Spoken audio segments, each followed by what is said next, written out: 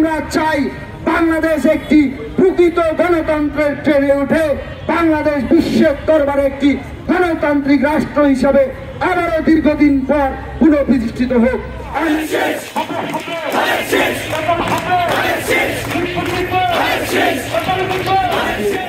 বাংলাদেশ জাতীয়তাবাদী দল বিএনপি বিগত 15.5 বছর বাংলাদেশের স্বাধীনতা, সার্বভৌমত্ব এবং গণতন্ত্রের প্রশ্ন আপুসীন থেকে, গণমানুষের অধিকার আদায়ের প্রশ্ন আপুসীন থেকে এমন কোন হামলা, মামলা, জেল, জুলুম, গুম নেই যার শিকার হয়ে। ধন্যবাদ জ্ঞাপন করছি বর্তমান নির্বাচন কমিশনকে।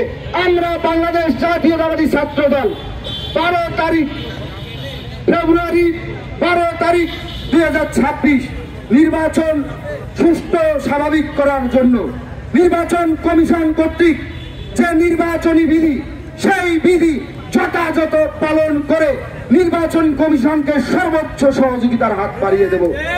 আমরা চাই বাংলাদেশ একটি প্রকৃত গণতন্ত্রের ট্রেনে উঠে বাংলাদেশ বিশ্বের দরবারে একটি গণতান্ত্রিক রাষ্ট্র হিসাবে আবারও দীর্ঘদিন পর পুনঃপ্রতিষ্ঠিত হোক। আপনারা জানেন বিগত তিনটি নির্বাচন, 4টি নির্বাচন বাংলাদেশের স্বাধীনতা, সার্বভৌমত্বকে খামচে ধরেছে, ভুলুণ্ঠিত করে দিয়েছে বাংলাদেশের গণতান্ত্রিক অগ্রযাত্রা।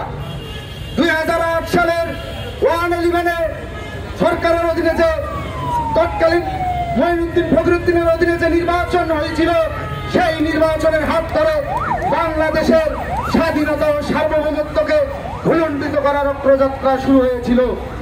আমরা তৎপরবর্তী সময়ে 2014 সালে বিনা ভোটে নির্বাচন দেখেছি এবং 2018 সালে দেখেছি আমরা নিশিরাতের নির্বাচন এবং সর্বশেষ 2024 সালে আমরা আমিডামি নির্বাচন দেখেছি।